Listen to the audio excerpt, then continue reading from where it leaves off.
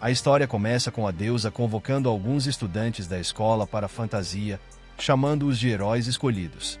Ela os recebe no mundo de fantasia, e os estudantes ficam chocados ao vê-la, sem entender o que está acontecendo. Isso ocorreu durante a aula 1, quando o professor havia saído momentaneamente. Enquanto isso, algumas meninas tentam verificar seus celulares, mas percebem que estão sem bateria. Elas ficam assustadas ao perceber que todos estão flutuando sobre as nuvens. A deusa diz para não se alarmarem e explica que o grande rei demônio foi ressuscitado, mergulhando fantasia em uma crise. Ela revela ser a deusa que os convocou para salvar o mundo. Os estudantes ficam ainda mais assustados com essa revelação. Um deles comenta que isso significa que histórias de fantasia são reais. A deusa então informa que eles serão teleportados para um templo em fantasia, onde serão recebidos por uma sacerdotisa que recebeu um oráculo e fornecerá suporte emocional e material completo para que se adaptem ao novo mundo.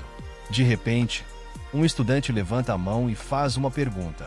Ele se chama OW e questiona se existem níveis, habilidades, janelas de status e monstros, como em um jogo. A deusa responde que sim. Outro estudante, chamado Jang Meon, pergunta se este é um mundo de fantasia baseado na era medieval, com príncipes e cavaleiros. A deusa confirma, e Jang Meon fica animado. Então, Choi Gangman pergunta se a pessoa mais incrível entre eles será o herói principal. A deusa responde que não. Choi Gangman insiste que todos ali são heróis, independentemente de suas habilidades. A deusa esclarece que apenas alguns receberam poderes especiais e que devem ser reconhecidos pelos diversos deuses de fantasia e receber suas bênçãos para se tornarem verdadeiros heróis. Choi Gangman fica impressionado com a resposta e agradece à deusa, que sorri e diz que espera grandes feitos dele. Enquanto isso, Kang Yan-su observa a situação com irritação. Após Choi Gangman, a representante da classe, Ubor, faz uma pergunta à deusa.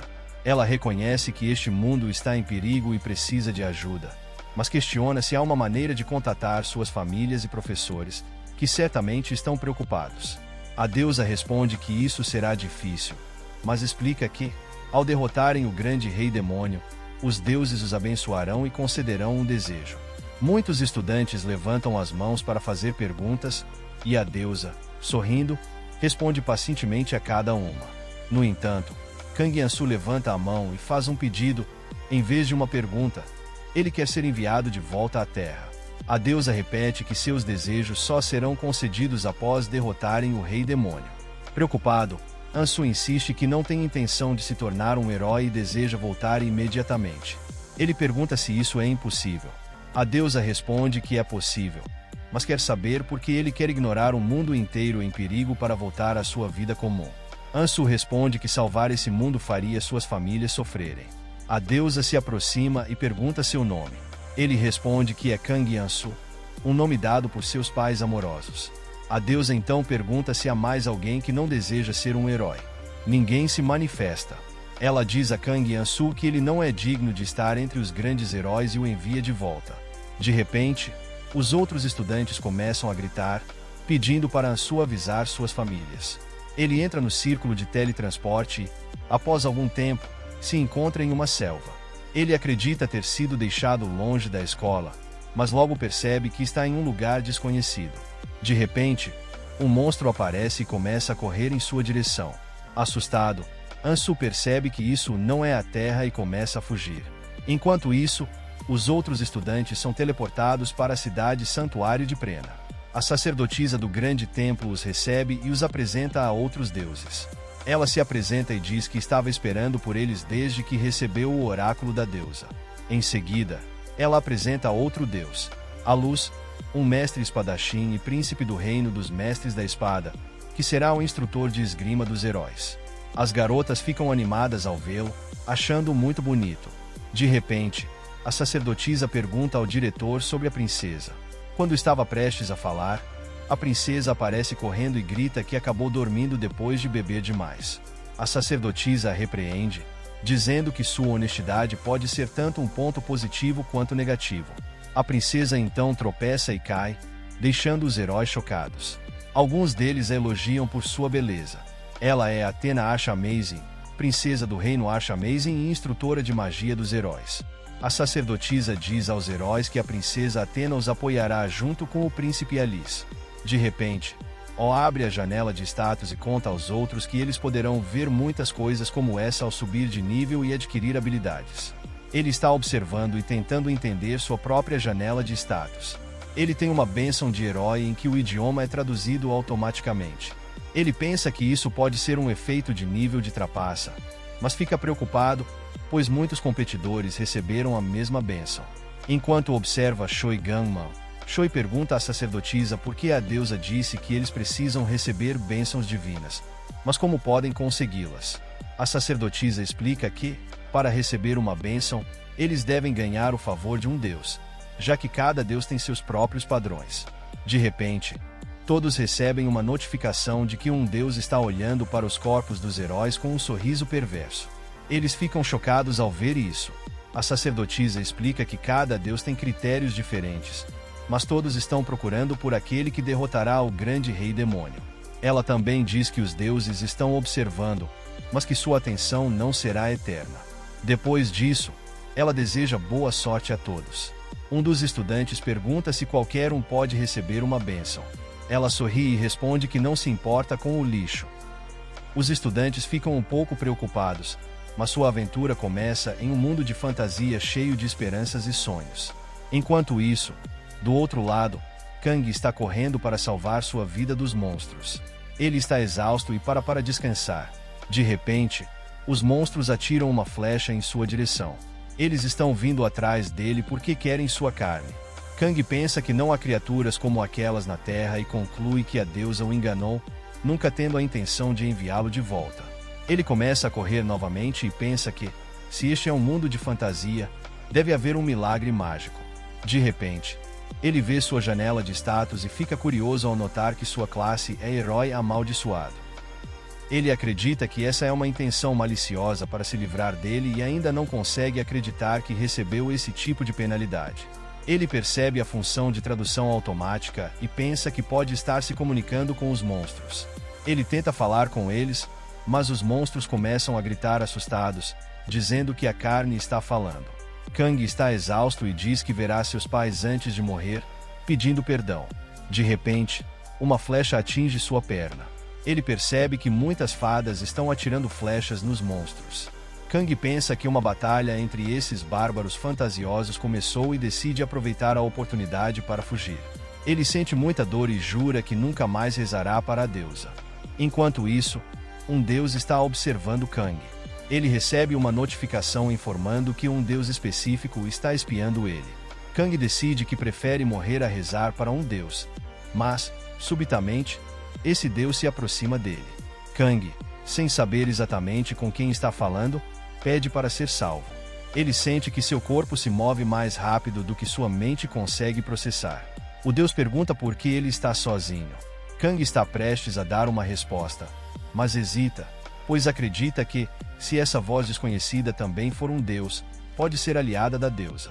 Então, ele decide pedir para ser salvo primeiro, pois está com muita dor.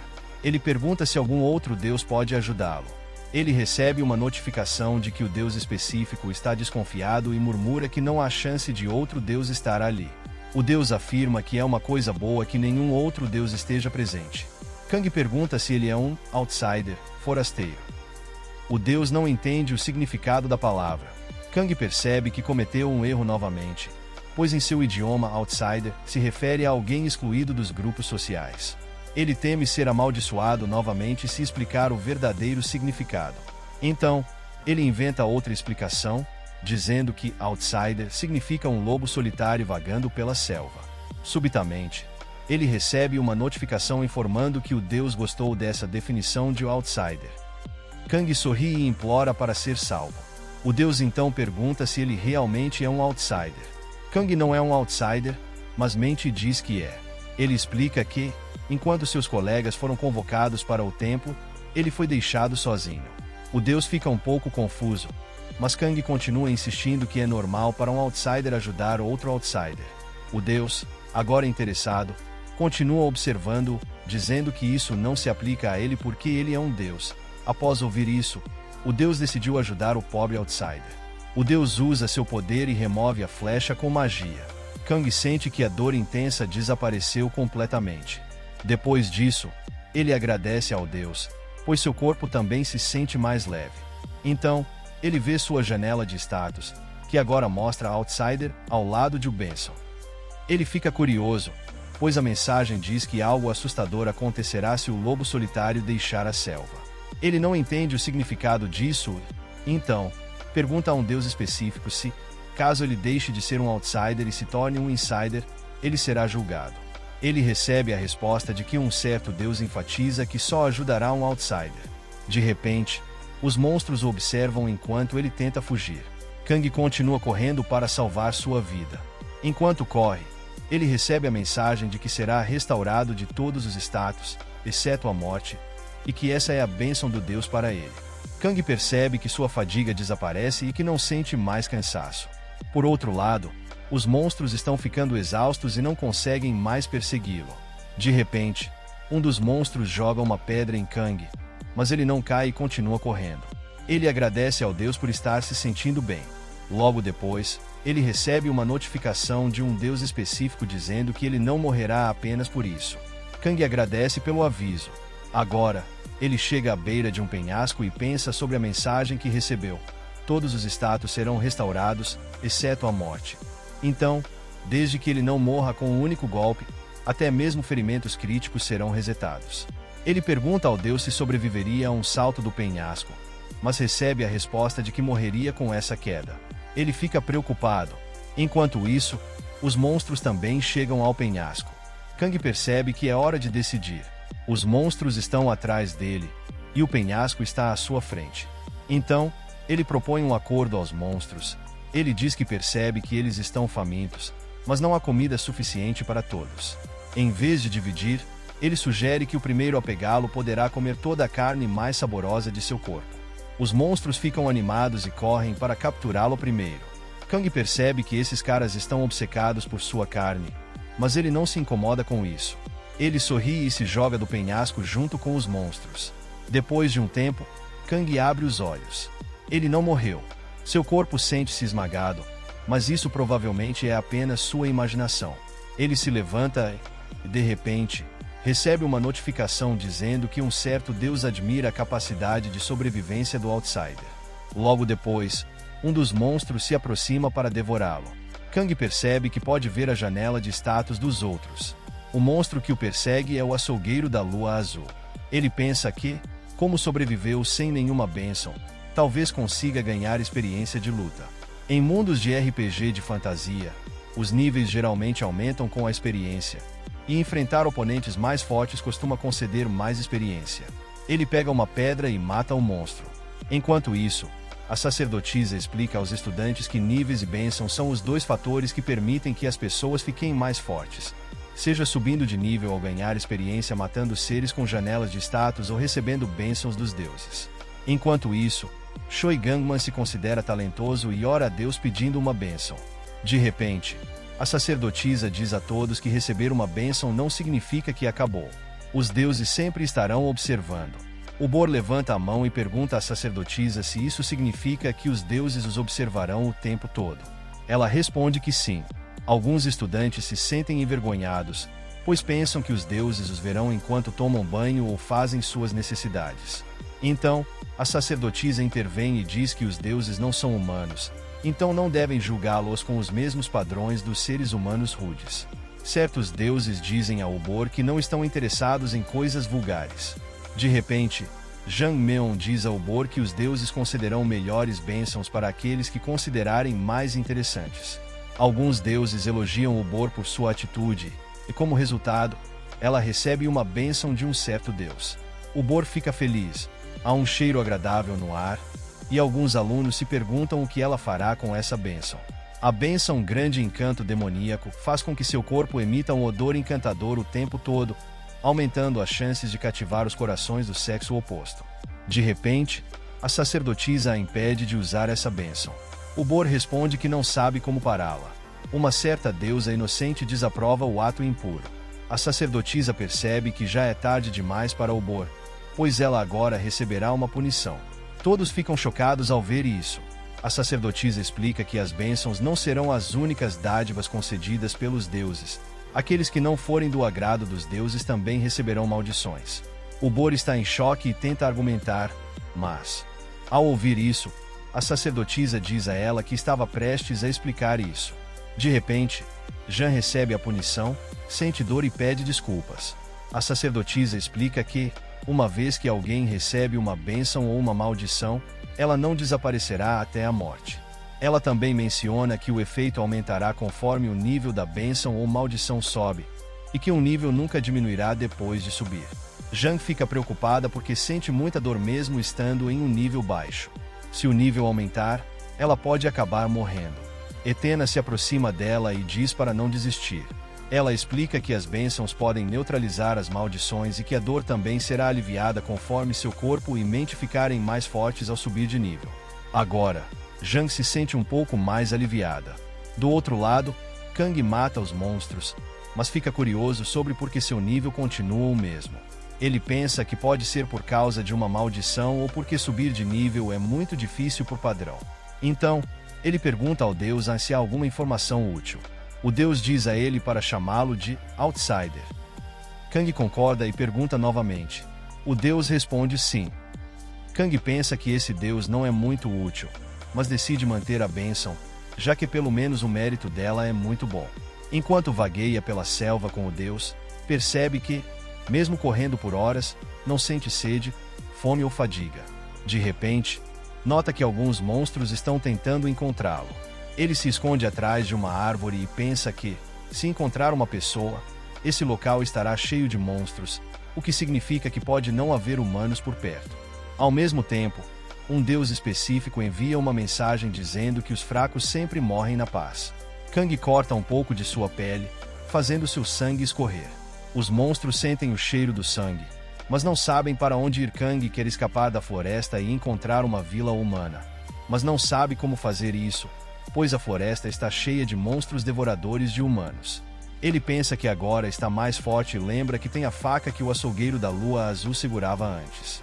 Essa faca tem uma lâmina afiada. Enquanto isso, Godin está orando por ele e diz que ele não morrerá. De repente, Kang vê algumas vinhas presas em uma árvore e as corta. Godin o observa com olhos embaçados. Kang então faz um bolso improvisado para guardar a faca. Depois, ele pergunta a Godin se ele sabe sobre força centrífuga. Ele amarra uma pedra na vinha e começa a girá-la, pensando que mostrará aos monstros o poder da ciência. Em seguida, ele joga a vinha em direção aos monstros. É difícil para ele, pois sente que pode ser arrastado pela força e cair se girar apenas uma ou duas vezes. No entanto, toda vez que suas bênçãos são ativadas, suas pernas param de tremer e sua respiração se acalma. Enquanto luta contra os monstros com a pedra, Kang percebe que está começando a dominar o uso da bênção do Outsider. Ele percebe que não precisa se preocupar com pequenos ferimentos ou fadiga, pois, desde que evite uma morte instantânea, a bênção o curará de qualquer maneira. Em outras palavras, ele pode continuar lutando mesmo à beira da morte. Ele derrota os monstros um por um. De repente, percebe que os monstros estão tentando desgastá-lo aos poucos, demonstrando que são mais espertos e astutos do que parecem. Mesmo assim, Kang continua lutando contra eles. De repente, um dos monstros tenta agarrá-lo por trás, mas Kang já sabia e o golpeia com a pedra. Ele diz que os monstros receberão de volta os truques que tentaram usar contra ele. Depois de algum tempo, ele derrota todos os monstros. Ele se aproxima de um dos monstros sobreviventes e pergunta onde vivem os humanos. O monstro aponta a uma direção. Kang então pergunta qual é a espécie deles. O monstro responde que são Noes. Após isso, Kang o mata com a pedra. Ele pensa que não os teria machucado se tivessem respondido com sinceridade, mas nunca disse que os pouparia. Enquanto isso, o Príncipe à Luz diz aos heróis no templo que o treinamento oficial começará amanhã. Ele informa que ensinará a esgrima, enquanto a princesa Etena ensinará magia, e que eles podem escolher qualquer área que desejarem. De repente, Choi levanta a mão e diz que quer se inscrever em ambos. O Príncipe à Luz diz que ele pode tentar, mas avisa que as duas lições são muito difíceis. Gao pergunta ao Príncipe à Luz se pode optar por não participar de nenhuma aula. O príncipe responde que ele pode fazer o que quiser. Anu então pergunta se ele pode sair do templo em seu tempo livre. O príncipe responde que sim. Na manhã seguinte, o príncipe à-luz diz aos heróis que desejam seguir o caminho de um cavaleiro para segui-lo. Ele também menciona que podem trocar de área se acharem que não se encaixam na escolha inicial. Em seguida, ele diz aos heróis que desejam aprender magia para esperarem ali, pois a princesa Etena ainda não chegou. Depois de um tempo, todos os heróis verificam sua janela de status. Anu vê que há um especial antes de sua bênção, o que significa que ele é o personagem principal mais especial do mundo e que só ele pode ver e sentir essa bênção única. Ele fica feliz ao descobrir isso. Enquanto isso, Choi pensa que ainda é o melhor, mesmo que não tenha a menor ideia. Depois de um tempo, enquanto está fora do templo, ele comenta que, se um cara como Choi se esforçasse ao máximo, pelo menos conseguiria uma posição de ranking A como rival do protagonista. Mais tarde, Anu está na praça da cidade de Pragina. Ele pensa que veio ao lugar certo.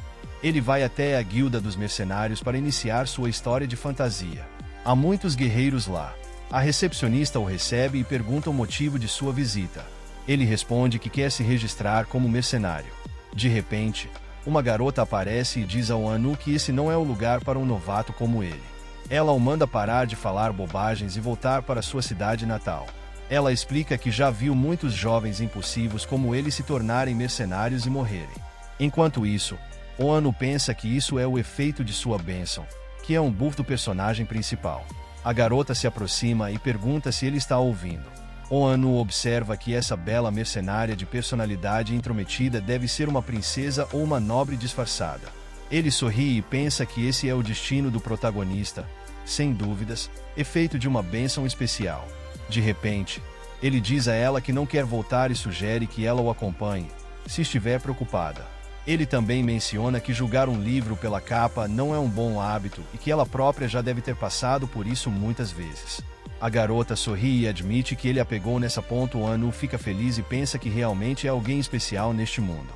Depois, ele diz à garota que não pode revelar muitos detalhes, mas que ele é um escolhido.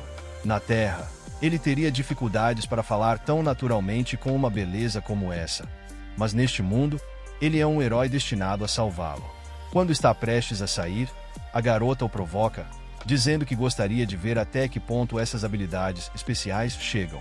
Ele responde que logo ela entenderá o poder do buff do protagonista.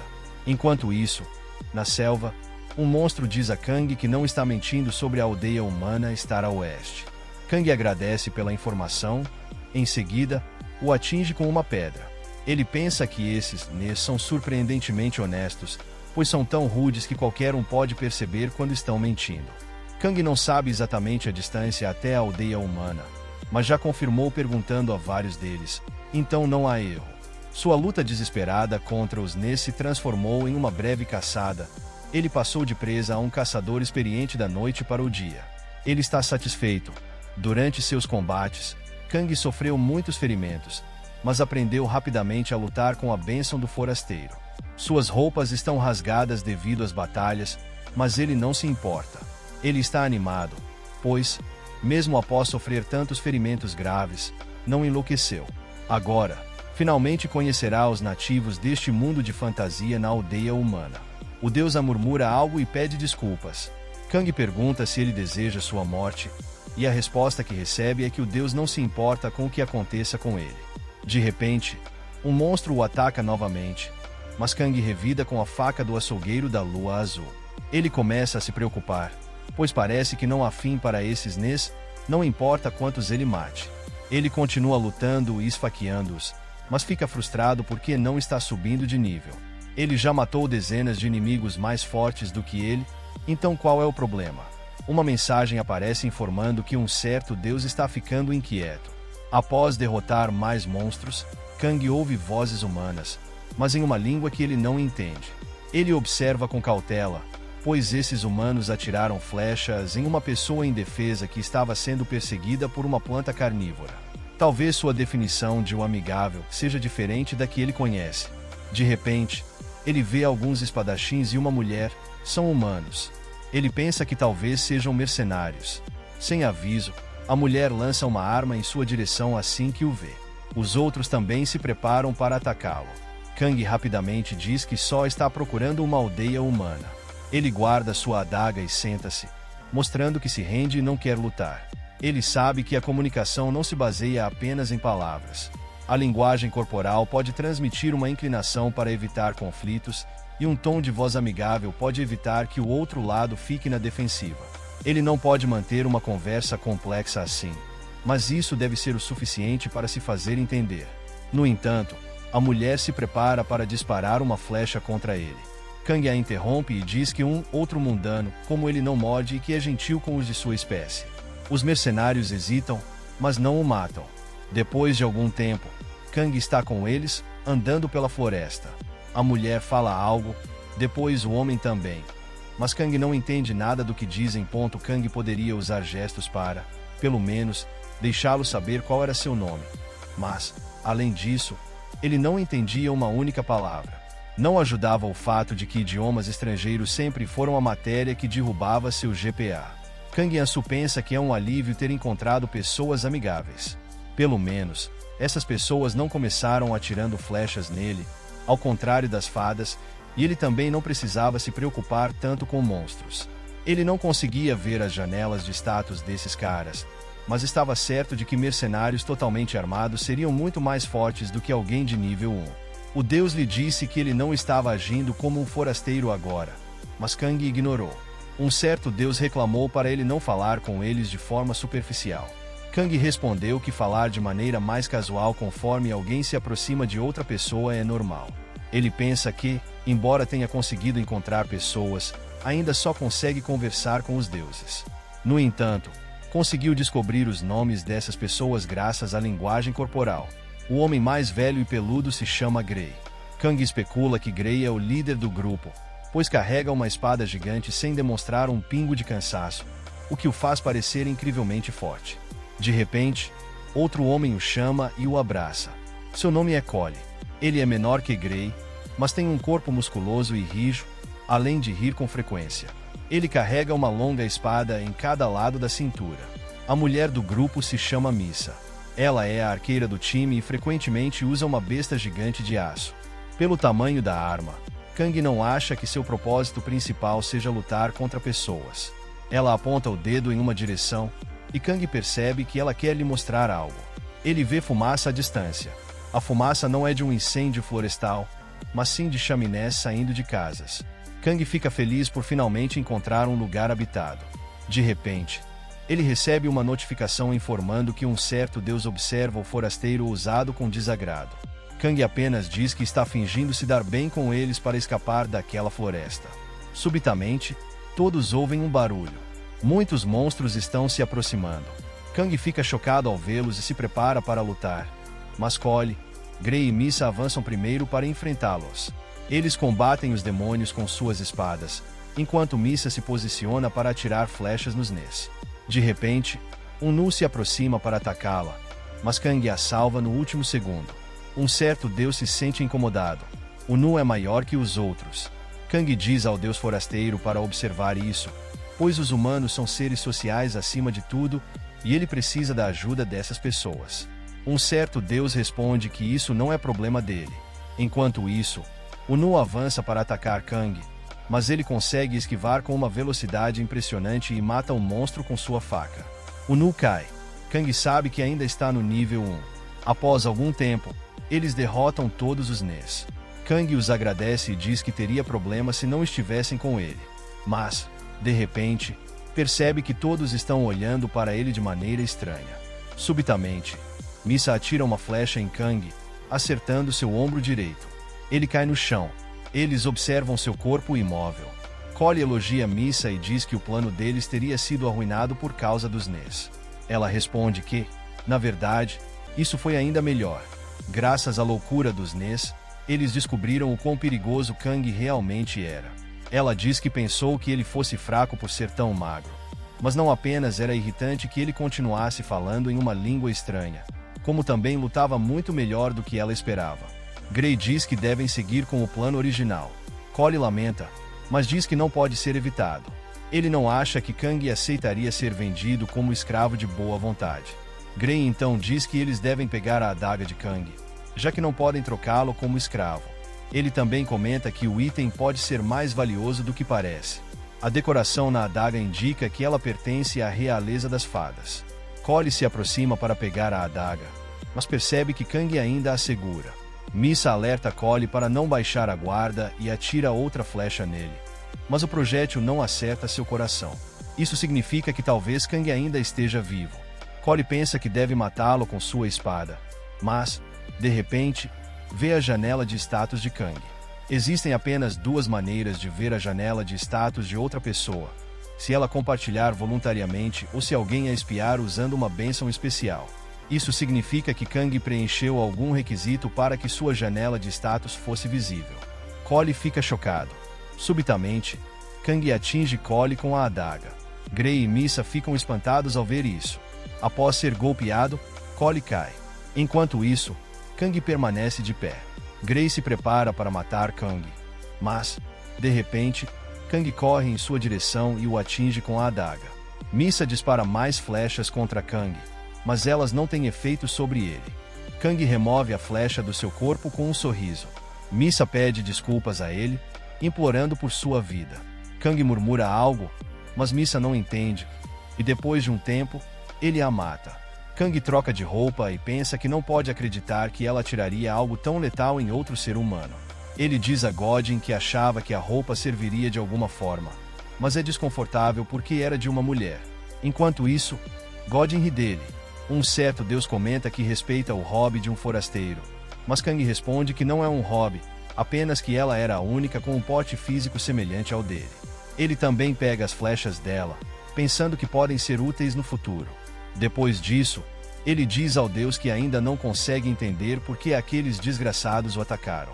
Mas, no último segundo, a janela de status apareceu e desapareceu, revelando que Misa estava no nível 6 e possuía uma bênção, apesar de não ser uma heroína. Kang conclui que obter a bênção de um deus é mais comum neste mundo.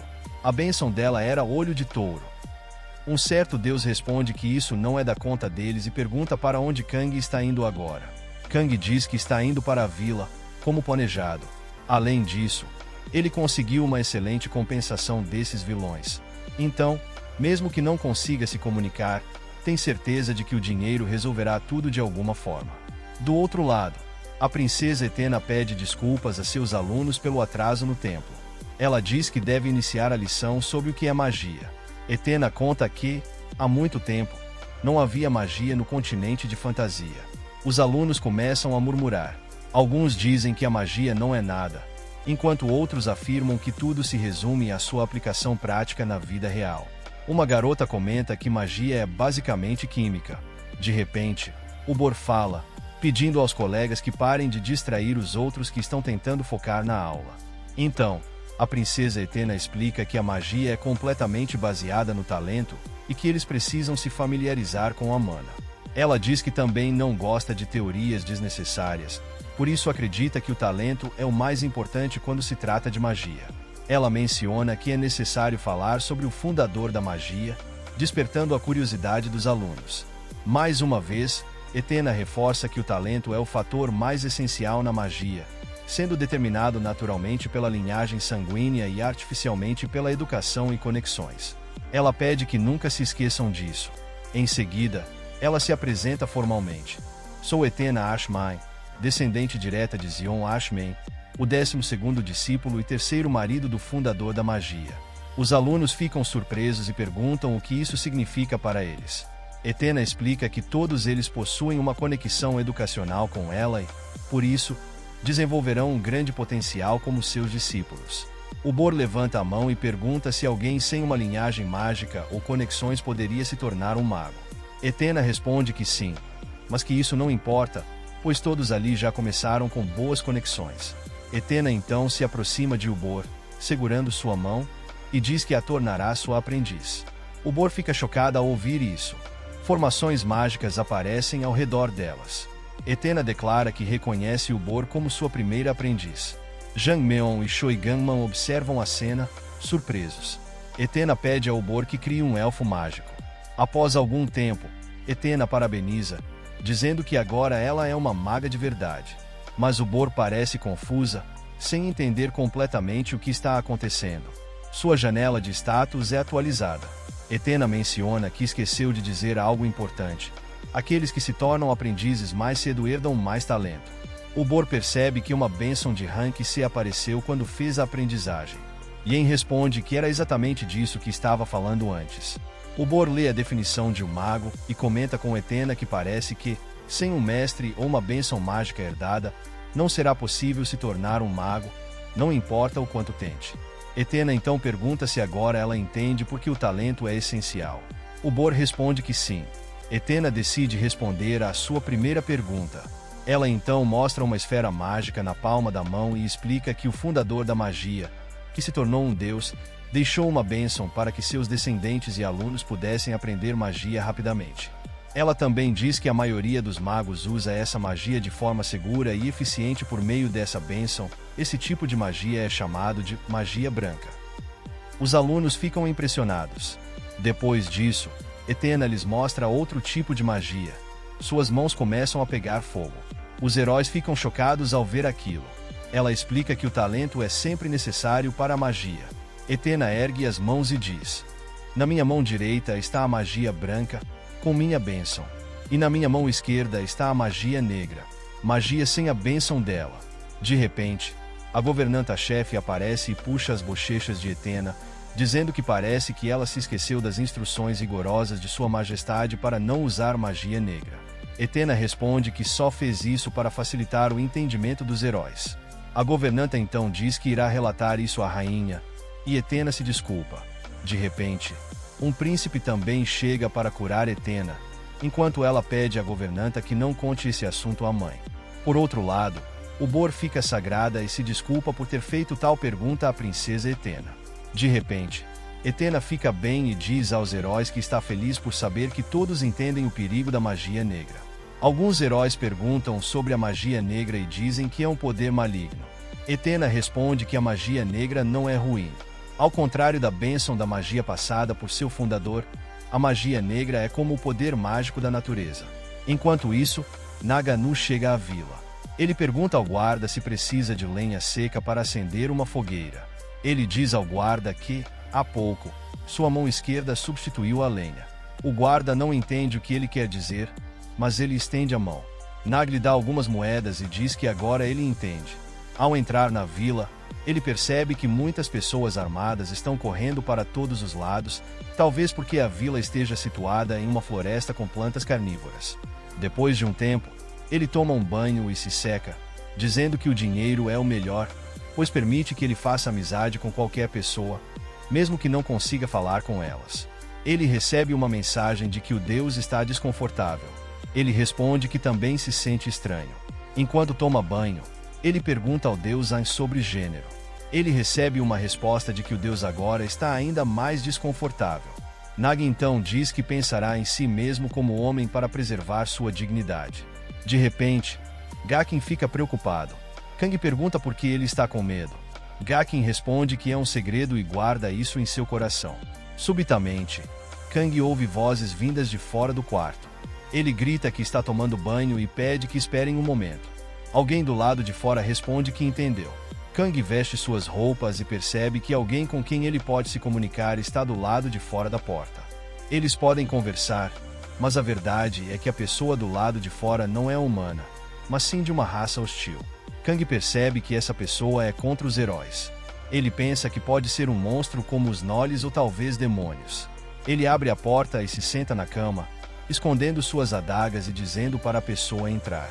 A porta se abre, e Kang fica curioso para ver que tipo de monstro aparecerá. Para ele, não importa se a raça é amiga ou inimiga dos heróis, pois ele considera que elfos, humanos e NES são todos perigosos para ele. Enquanto isso, um humano entra. Um homem chega, e Kang pergunta qual é o assunto. O homem responde para ele não se preocupar tanto, pois ele é o chefe da vila e veio verificar um relato de que havia um viajante que falava uma língua diferente. Enquanto isso, Kang observa que ele parece jovem para um chefe. O chefe consegue ver a janela de status de Kang Yansu, o que o deixa um pouco desconfortável, pois suas informações estão expostas.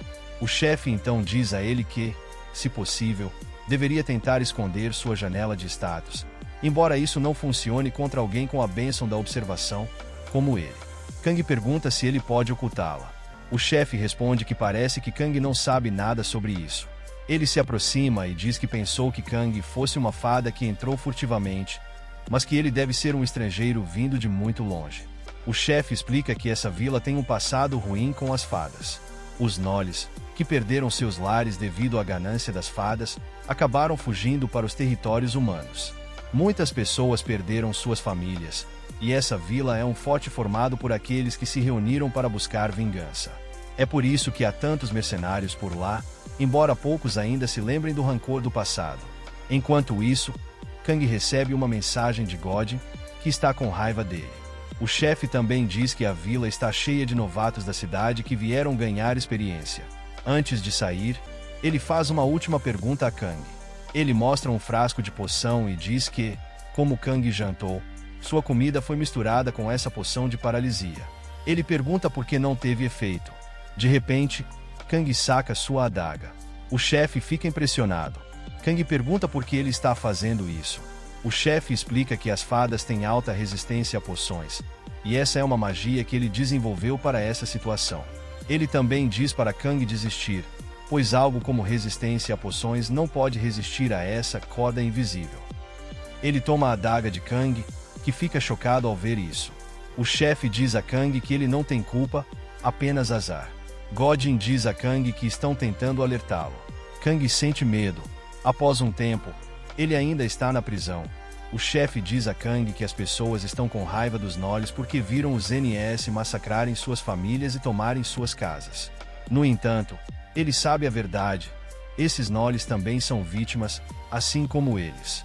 O chefe também diz que os verdadeiros culpados são aqueles que os colocaram uns contra os outros ao tomar as terras do Zen. Kang está assustado. O chefe diz que essas fadas desprezíveis são seus verdadeiros inimigos. Depois disso, ele manda Kang olhar para sua janela de status. Este é o karma de quem carrega a verdade. O nome do chefe é Crimson, e ele está no nível 16. Ele tem uma maldição chamada Fada-se. Essa maldição significa que alguém foi escolhido como o inimigo jurado das fadas, o que encurta sua vida e juventude. Kang pergunta se essa maldição foi dada pela deusa. O chefe responde que é o acúmulo de rancores das fadas que ele matou e que, para ele, essa maldição é como uma cicatriz honrada. Kang percebe que a maldição não é algo que só uma deusa maligna pode conceder, o que significa que cada maldição tem uma condição específica. Depois disso, Kang diz ao chefe que não é uma fada, que ele despreza, e que não acha que este seja um assunto para se discutir com um estranho qualquer. De repente, o chefe coloca uma adaga em sua cabeça e diz que não pretendia falar tanto. Ele diz que mudou de ideia depois de ver a adaga de Kang e pergunta onde ele a conseguiu. Kang pensa que não pode ser burro o suficiente para dizer que a pegou dos Noles, pois sua prioridade é sobreviver. Ele mente e diz que tomou a adaga depois de matar uma fada que atirou uma flecha nele sem motivo. Kang também diz que acha que eles são aliados, pois têm um inimigo em comum. Crimson fica impressionado ao ouvir que Kang matou uma fada real. Kang, no entanto, não sabe que elas são da realeza. Crimson sorri e diz que Kang não sabe de nada. Ele então diz que está em uma situação complicada. Quanto mais aprende sobre Kang, menos quer matá-lo. Kang pede que ele poupe sua vida. Crimson diz que é uma pena, mas, como viu sua janela de status, deve saber que ele é um mago sem a bênção da magia. Ele pergunta a Kang se ele realmente não sabe de nada. Kang responde que é um forasteiro. O chefe diz que isso significa que ele é um lobo solitário correndo pela selva. No entanto, Crimson diz que ele nunca mais poderá correr na selva novamente. Kang não entende o que ele quer dizer. Enquanto isso, Godin está rezando por sua sorte na vida após a morte. De repente, Crimson mostra sua magia negra. Uma mulher que ele havia enforcado cai no chão. Ele coloca o pé sobre o corpo dela e diz que, como mago negro, ele precisa de sacrifícios para prolongar sua vida. Ele sorri e diz que a maldição das fadas pode corroê-lo, mas ele pode combatê-la para sempre estendendo sua vida através de sacrifícios. Crimson também diz a Kang que irá sacrificá-lo sem dor, como recompensa por ter cuidado de uma fada da realeza. Kang sorri e responde que ele é muito generoso. Kang pensa que talvez tenha sido jogado para escanteio por um deus de personalidade podre, mas essa ainda não é a pior situação possível. Ele pode continuar falando. Ele chama o chefe. Crimson pergunta se ele quer implorar por sua vida. Kang diz que não. Crimson diz para ele ir em frente, pois quer ouvir suas últimas palavras. No entanto, algo o irrita. Ele percebe que matou pessoas com sua corda. Nag está assustado e em silêncio. Depois disso, Crimson pergunta a Kang o que ele quer dizer. Por outro lado, Kang pensa que as ações do chefe são anormais ou que ele pode estar mostrando tudo isso de propósito para ser reconhecido como alguém que está do lado da justiça. Ele diz a Crimson que tem sido uma jornada árdua sem que ninguém reconheça seus esforços. Crimson sorri e diz que parece que Kang o entende. Ele responde que isso é porque é um forasteiro. Crimson lembra que disse que isso significava um lobo solitário correndo pela selva. Kang percebe que isso significa que Crimson também é um forasteiro, mas, ao mesmo tempo, Deus sussurra que Crimson definitivamente não é um forasteiro. Kang também discorda, mas pensa que conseguiu simpatizar com ele. Crimson sorri e diz a Kang que gosta dele. Ele diz que Kang é um forasteiro e deve continuar sendo um lobo solitário. Kang reflete sobre essa lógica estranha. Ele percebe que, primeiro, Crimson disse que gostava dele pelo grande bem, e agora quer matá-lo para que ele continue sendo um forasteiro. Kang está ficando irritado. Crimson diz que este é um dia feliz, pois finalmente encontrou alguém que entende sua grande missão. Kang pensa que se meteu na pior situação possível e está assustado. Depois disso, algumas pessoas são penduradas por correntes. Crimson as observa. Ele se aproxima de um garoto e diz que ele deveria ir com ele, pois está em um estado ruim ultimamente. O garoto diz algo em outra língua. Crimson responde que seu amigo precisa viver para entretê-lo, então ele não irá matá-lo. Depois disso, ele o solta. O garoto cai na formação mágica feita por Crimson. Ele começa a usar sua magia negra e invoca a Mãe da Vida, fazendo um pedido: que ela permita que ele tenha a vida restante dessa fada. O círculo mágico começa a brilhar, e o garoto no processo fica muito assustado. Crimson diz a ele que promete que, se ele desistir dela para ele, logo enviará sua companheira para se juntar a ele. Ele segura o garoto pelos cabelos e diz que ele já viu o que acontece quando alguém rejeita sua misericórdia. Enquanto isso, Kang pensa sobre o que aconteceu com o chefe. Ele acredita que Crimson rejuvenesce à medida que absorve a vida da fada. Depois de algum tempo, Crimson diz a Kang que seu feitiço foi um sucesso. Kang responde que ele não parece mais jovem. Crimson réplica que isso acontece porque ele não é um humano. Ele explica que não sacrificou a fada para prolongar sua vida. Ele também diz que Kang não faz ideia de quantas fadas e viajantes ele matou. Kang responde que, a esse ponto, a maldição da fada parece até lamentável. Crimson tira suas roupas e mostra algo a Kang. Agora ele está curioso para saber o que ele está fazendo. Kang fica chocado ao ver que Crimson é um Gnoll. Ele diz a Nag que é um Gnoll. Enquanto isso, Kang está tão assustado que pensa que ele pode ser uma raça híbrida. Crimson diz que é incrível ter a combinação de duas raças que guardam rancor contra as fadas. Ele sorri e diz que logo se vingará com sua inteligência humana e seu físico de Gnoll. Crimson diz a Nag que sua magia negra é suprema. Kang pergunta se isso significa vingança, já que ele caça fadas com o poder das fadas. Crimson se aproxima e diz para ele não se preocupar com detalhes. Ele explica que ensinou a Kang sobre forasteiros e que agora percebe sua verdadeira identidade. Ele agarra Kang e diz que vai esquecê-lo e colocar sua vida em bom uso. Kang responde que o ajudou tanto, e mesmo assim ele ainda quer matá-lo. Crimson responde que é porque ele é um forasteiro. Kang fica irritado e pensa que aprendeu que um forasteiro sério pode ser muito perigoso. Ele sente que este é o momento decisivo do destino. Do outro lado, no templo, a princesa Etena é chamada de incrível. Ela, que é considerada a gênia do reino da magia incrível, sempre admirou pessoas trabalhadoras. No entanto, seu status de princesa a impediu de ter tempo livre, e graças ao seu imenso talento, ela nunca precisou se esforçar muito. Enquanto isso, o Bor pergunta se a magia é criada através da imaginação deles, mas que podem aumentar sua eficiência se não houver outra opção.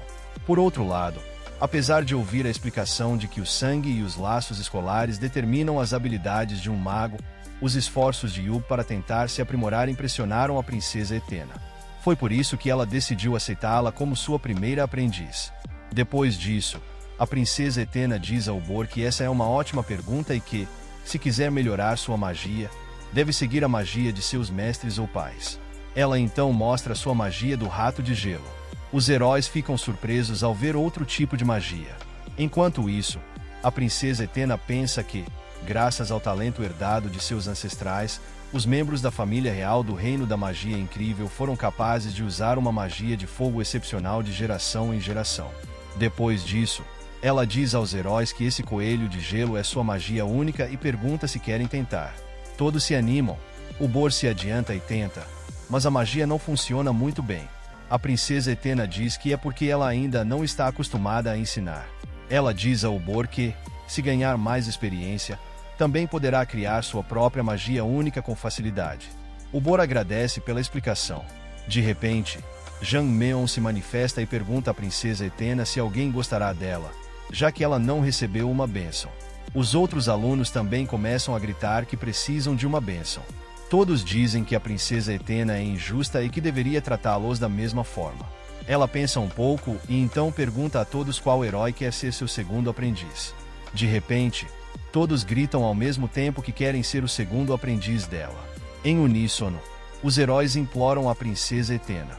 No entanto, com uma única frase da princesa, a aliança entre eles desmorona e eles começam a brigar entre si.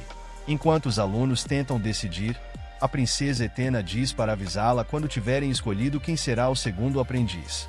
De repente, o Bor pergunta se ela fez isso de propósito. Etena não entende o que ela quer dizer. Depois disso, a princesa Etena encerra a aula e diz aos heróis que mostrou a eles o coelho de gelo. Ela explica que uma magia única só pode ser adquirida após incontáveis tentativas, erros e práticas sem fim. De repente, o Bor fala que isso é como magia negra. A princesa Etena fica chocada ao ouvir isso. O Bor também pergunta se a magia negra é diferente da magia branca e se é impossível praticá-la continuamente sozinho. A princesa Etena fica preocupada, pois sabe que a magia negra requer um sacrifício toda vez que alguém a usa. Do outro lado, Kang está no meio da formação mágica que Crimson criou. Ele está preocupado e se pergunta por que teve que ser capturado por esse louco. De repente, Crimson diz a ele que deve declarar que entregará sua vida a ele.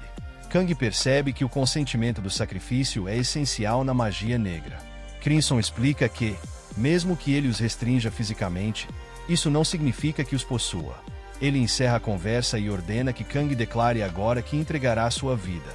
Kang pensa que morrerá se não fizer nada, então precisa bolar um plano. De repente, ele diz que tem um pedido a fazer antes de declarar sua rendição. Ele quer ver Missa uma última vez antes de morrer com honra. Crimson pergunta por que ele está procurando por ela. Kang responde que é seu amante. Crimson não acredita e diz que, como chefe da vila, sabe tudo o que acontece por lá. Ele afirma que Collie é o verdadeiro amante de Missa e avisa Kang para não usar sua boa vontade para truques ridículos. Kang concorda que Collie era o ex-namorado de Missa, mas insiste que agora ele é seu verdadeiro amor. Para provar, pede que Crimson sinta seu cheiro. Crimson o faz, surpreso, reconhece o cheiro de Missa em Kang. Ele sabe que esse cheiro só estaria nele se fossem amantes de verdade. Crimson reflete que, se Missa sumisse, Grey e Collie ficariam desconfiados. Kang se sente aliviado e impressionado por ter conseguido manipular Crimson. Então, ele faz outro pedido. Quer ser libertado até encontrar Missa. Depois disso, ele promete declarar que entregará sua vida. Crimson aceita e ri, enquanto uma forte energia demoníaca emana dele. Kang sente uma dor insuportável e percebe que Crimson mentiu sobre tornar sua morte indolor. Crimson se despede, dizendo que contará à Missa que Kang viajou para um lugar distante. Kang responde que isso será difícil, pois foi Missa quem o deixou primeiro. Crimson fica chocado com essa revelação. De repente, Kang se aproxima e dá um soco em seu rosto. Crimson acusa Kang de tê-lo enganado, mas Kang responde que apenas devolveu a trapaça. Ele diz que Crimson o enganou prometendo uma morte sem dor, mas essa dor era intensa o suficiente para enlouquecê-lo. Crimson está surpreso que Kang ainda esteja vivo. Kang responde que contará como sobreviveu, quando Crimson estiver morto. Então, A restrição mágica se desfaz e Deus redefine a expectativa de vida de Kang. A formação mágica desaparece e Crimson fica furioso. Kang o lembra do acordo. Se sobrevivesse, poderia ir embora livremente. Ele pega sua adaga e exige que Crimson cumpra sua palavra. Enquanto isso, algumas garotas acorrentadas são libertadas. Uma delas está muito fraca e Kang a segura, ajudando-a a se afastar. De repente, Crimson o detém. Ele lembra Kang de sua promessa, mas Kang percebe que Crimson não tem como encontrar Misa, pois ela já morreu. Irritado, Crimson anula o acordo e recupera a energia demoníaca que havia concedido. Ele usa magia para prender as pernas de Kang, que fica apreensivo. Crimson diz que Kang o decepcionou e que seria melhor aceitar uma morte sem dor. Kang sorri e diz que ainda é cedo para desistir. Crimson o acusa de falar bobagens, mas, de repente, começa a tossir sangue. Sua força está desaparecendo. Kang percebe que, desde que foi atingido pela magia negra, seus sentidos foram aguçados e ele consegue ver que Crimson está perdendo poder. Crimson, chocado e furioso, exige saber quem Kang realmente é. Kang pretende responder, mas Deus o repreende por querer se exibir. Irritado, Kang declara que é o apóstolo de um forasteiro. Crimson, morrendo, percebe que sua derrota é iminente. Kang pensa que, se derrotar o chefe de nível 16, ganhará uma enorme quantidade de experiência. No entanto, ele decide se concentrar em escapar dali. Ele se despede de Crimson. O espírito Null dentro de Crimson grita que nunca o perdoará e que irá matá-lo. Tomado pelo desespero, Crimson avança contra Kang, usando suas unhas quebradiças para cortar seu peito. Ele admite que Kang o surpreendeu, mas ele diz que esse poder não vem da esgrima, mas sim de algo que ele guardou enquanto caçava fadas. Enquanto isso, Kang está ferido e lamenta a situação. Null fica chocado ao ver que Kang se levanta novamente e que suas feridas se curaram. Kang admite que foi por pouco desta vez. Crimson está preocupado, pois já está sem forças. Ele tenta fugir, mas uma garota o agarra pelo pé. Crimson grita para a garota soltá-lo, mas, no mesmo instante, Kang aparece e corta sua cabeça. Ele sabe que não pode parar por aí, pois ainda tem outra autoridade para usar. Depois disso, ele mata o Null dentro do corpo de Crimson, que chora antes de morrer. Dakin diz a Kang que isso é uma grande pena. Depois de um tempo, Kang liberta muitas fadas que Crimson havia capturado e chama os aldeões. Parecia que a situação estava resolvida. Em seguida, ele parte. Após um mês, Kang está vagando pela selva novamente. Ele é atacado por fadas e acaba pulando de um penhasco. Do outro lado, no templo, há uma disputa infantil por causa do problema da escolha de aprendizes. No entanto, muitos magos apareceram, querendo se tornar mestres, e a situação foi rapidamente resolvida. Incontáveis magos buscavam esse título honrado de mestre dos heróis. A princesa Etena diz aos heróis que a magia precisa ser visualizada na mente e que a concentração é essencial. Os heróis estão praticando e criando bolas de fogo. De repente, um aluno pergunta à princesa Etena sobre a matemática da magia.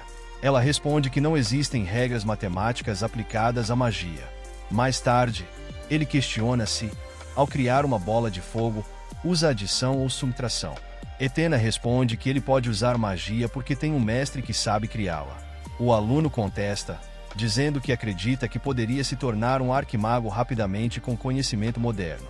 De repente, os mestres aparecem. Um deles corrige Etena, dizendo que a matemática, na verdade, é aplicada à magia. Os heróis ficam surpresos. O mestre explica que, como Etena usou uma bola de fogo como exemplo, ele continuará com uma explicação relacionada. Ele diz que a princesa aprendeu apenas a teoria e pode não saber que a matemática é usada para aumentar a eficiência da magia. Outro mestre de magia se aproxima e demonstra uma esfera mágica no ar. Ele explica que, em batalhas, é crucial evitar desperdício de energia mental, então a trajetória do disparo da bola de fogo deve ser precisa. Ele enfatiza a importância do ângulo, direção e velocidade do vento. De repente, ocorre uma explosão no ar. Um aluno fica feliz ao finalmente entender a relação entre magia e matemática. O mestre então acrescenta que a magia prática de combate também ajudará a princesa. Etena demonstra interesse em aprendê-la. Com a orientação de mestres excepcionais, os heróis aprendem magia rapidamente. De repente, uma tempestade se forma.